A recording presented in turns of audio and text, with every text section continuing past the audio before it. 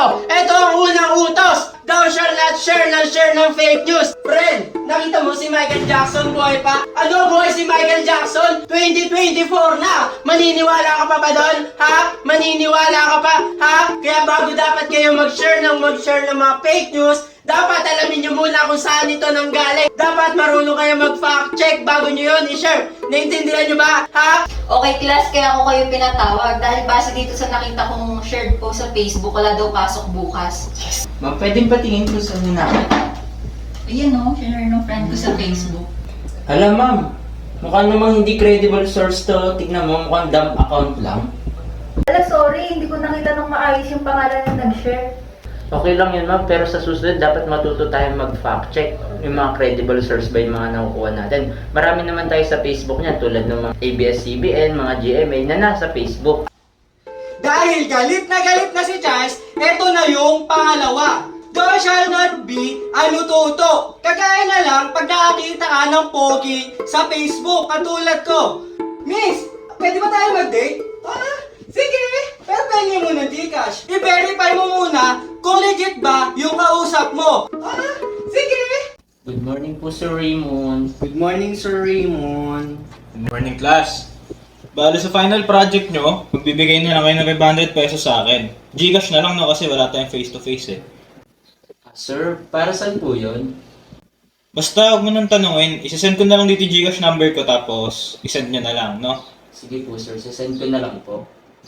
Sir, meron po ba kayong documents para dyan sa 500 na yan? Wala nang document, basta isend nyo na lang yung 500. Ay sir, bago po namin isend yung 500, siguro mag-send muna po kayo ng paper para sure lang po yung babayaran namin. Siya, sige, wag na nga, ang dami mong sinasabi. Sige po sir, salamat po. Thank you po sir. Send ko na lang. Ito. Sayang, sinend ko na. Dahil tapos na yung pangalawa at pang-una, eto na yung pangatlo! Woo! Pangatlong utos, thou shall not pindot. Hindi lahat ng nakikita mo sa internet na links ay dapat mong pinipindot. Gusto mo bang lumaki mo? Abe, oo! Woo! Huwag mong gagawin yun. Lagi mong ugaliing i-check kung yung website ba ay merong S sa kanyang HTTP para masabi mo na secure yung feelings mo. Woo! Pare, pero kung laptop mo ha. O, kahit di ka sumagot, nagpaalam ako sa'yo. May bubuksan lang ako. Ano kaya yung link na to? Makaklik na. Pare, gising! Pare! Uy! Pare! Nanalo iPhone! Sa may kinlik akong linggo? Oh! Let's go! May iPhone now, pare! Pare, tignan mo! Pag kinlik mo yan, pwede akong atakihin ng mga iba't ibang hacker dyan sa internet. Saka tignan mo kung saan ka nagpo-browse, oh. Wala pa, hindi man lang secure website. Ano ba pinagagagawa mo sa laptop ko, pre? Sorry pare, akala ko totoo eh. Let's go! May iPhone now, pare! Bago ka magganyan, tignan mo muna kung green to, oh. Ito, hindi pula, no? Sa iPhone mo mukha mo. Sorry pre, akala ko iPhone na, naging bato pa. Number 4, thou shall not be easy to get. Girl, ikaw naman, huwag kang easy. Pahirapan mo naman sila na mag-guess ng password mo. Hehehe! Huwag mo naman gawing password yung Kiana Ganda 123. Gawin mo man lang, Kiana lang ang Diyos sa buong mundo. Hehehe! Pwede ka rin naman gumamit ng 2-factor authentication code para mas safe ang pagbabrowse mo sa social media.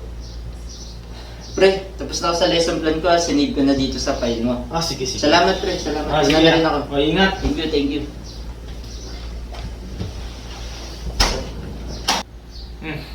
I-monitor yung email niya. Teka, baka pwede ko mawala ang password nito ah. Boss, bilang mahal ko habang buhay. Putik, bumukas! Teka, ano pwede ko i-post? Bakal ako. Yan! Wait, ano yung post mo sa Facebook? Wala naman akong pinapost Meron kang post bago. Ano ba yun? Sabi mo, bakal ka. Bakal ako, wala naman akong pinapost na ganyan. Baka naiwan mong bukas sa ibang computer yung Facebook mo. Loko yung kaibigan ko na yung si Raymond Pinagtripan yung account ko. Baka madali lang ulaan yung password mo. Palitan mo kaya o kaya maglagay ka ng 2-factor authentication. Sige, magche-change pass na lang ako, then buburahin ko yung post. Salamat ah. Number 5, thou shall not TMI. Huwag mo naman gawing open book ang sarili mo sa internet, be. I-choose mo naman kung ano yung share mo. Dahil di naman lahat ng tao may pake sa'yo. Uy, be, alam mo ba si Anes? May bago na namang boyfriend na Minayday. Ultimo away, chismis, lahat na lang share mo sa internet. Kung may umay react lang sa FB, naku, ginamit ko na sa'yo. Ikaw rin, pwede rin gamitin yan sa'yo ng mga tao para pang blackmail. Uy, Sir Raymond. Sir JR. Tingnan mo yung scores ng anak mo. Ba't siya nagkakaganyan? Di ko nga alam dyan, Besh. Puro post yan sa Facebook eh. Ay, Diyos ko. Anong gagawin ko dyan para matuto sa tingin mo? I-post ka natin sa FB. Pwede yun? Oo, try mo. Okay. Hoy, wag! Pwede kayong makasuhan dyan dahil meron data privacy act para sa mga students. Data privacy act ka dyan. Gigil na ako dito. Go, Besh! Naku, unethical yung gagawin nyo. Bukod pa dyan, pwede kayong makulong. O siya, sige na nga. Oo nga, Besh. Para hindi tayo matanggal sa trabaho. Okay na ba? Isa, dalawa, tatlo, apat, lima. Anim! Pang-anim na utos na! Kaya ngayon, makinig ka ng maigi at thou shall not be OA. Hindi mo dapat gamitin si Google bilang iyong doktor, psychologist, engineer, kahit ano pa. No?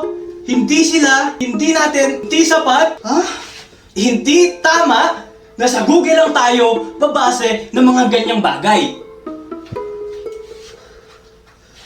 May lagnat ako. Ano kaya to? Naku, corn beef 19 yan. Hindi! Cancer yan.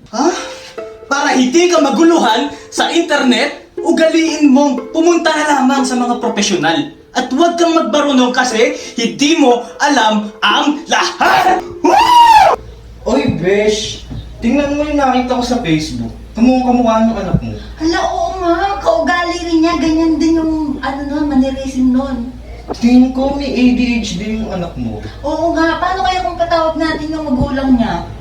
Ikalman yung mga sis-Mars, gigilmatch naman kayo dyan sa bata na yan. Saka bakit nyo naman hinuhusgahan na merong ADHD eh? Ano bang alam nyo sa buhay ng bata? Makikialam pa kayo, chat nyo pa yung magulang? Bago kayo manghusga, siguraduhin nyo man ang kinonsulta nyo yan sa profesional. Ay, napaka-warlalo mo naman, Sir Raymond. Oo nga. Nagbibigay lang naman kami ng opinion. Opinion? Panguhusgahan na ginagawa nyo. Tigil-tigilan nyo nga yan. Tatsaka nyo. Dahil may pang-anim na utos, meron rin tayong pang-7 utos. Thou shall not be lulong. Hindi kamot, uso yung larong scatter, ay lalaruin mo na rin yon. Pre, may Gcash ka? Bakit pre? Laruin natin yung bagong laro ngayon, yung scatter. Sige pre, magsugal ka na lang or sumugal ka na lang sa maling tao.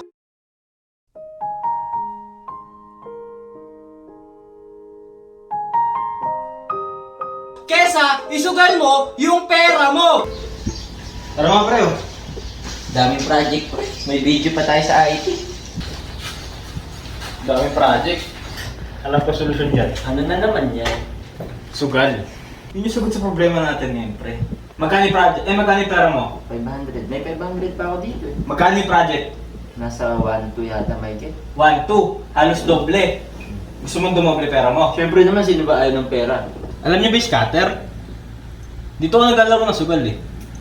Actually, meron pa 500 dito. Magkano yung pera mo ulit? 500. Tamang-tama. Utangin mo muna sa akin 500 ko dito, tapos ipangsugal natin yung pera mo hanggang sa makuha natin yung 1, 2. Okay sa'yo yun? Okay na okay yun pre. Teka pre, di ba sabi mo kanina, yun na lang yung sobrang pera mo? Oo pre, allowance ko siya ng 5 days. Eh paano pag natalo ka? Anong talo, pre? Hindi niyo ba ako kilala? Saka, in Raymond, you trust? Hindi pre, kahit saan mo tingnan, maling-mali yung gagawin mo. Kahit sa mata ng Diyos, mali yung gagawin mo. Sige pare, salamat sa pagtama sa akin ha. Siyempre, tropa mo ako eh. Eto na ang panghuling utos! Oo, ang huling utos! Ang pang-8 utos! Thou shall not be a prankster! Kaya kayo mga mahilig mag-prank dyan, dapat be a practical. Wag lang dahil sa views. Katulad nung, pumipiyok na ako! Napaprank ka na bibili ka maraming order sa Jollibee na almost 100 order. Tapos ipaprank mo lang yung delivery driver. Ha? Okay ka lang? Dapat sa susunod na magpa-prank ka, siguraduhin mong kaya mong panindigan. At dapat wala kang masasaktan o mapaperwisyon tao. Naiintindihan mo ba yun? Ha? Huh? Alam mo ba, malapit na yung natin midterm natin. Oo, bukas na yata yun. Nakapag-review ka ba? Di pa nga eh. Oh, mag-review ka na. Pre, ayain kayo natin mga klase natin magpumasok bukas. Para wala tayong exam. Parang ipaprank natin, pre. Ayaw mo? Naku, pre. Mukhang mahirap yung gagawin natin.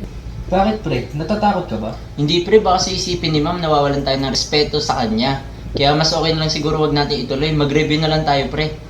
At kung nagustuhan nyo yun, siguraduhin nyo Mag-like, comment, At i-share nyo na rin sa mga kaibigan yung hindi cancer sa internet.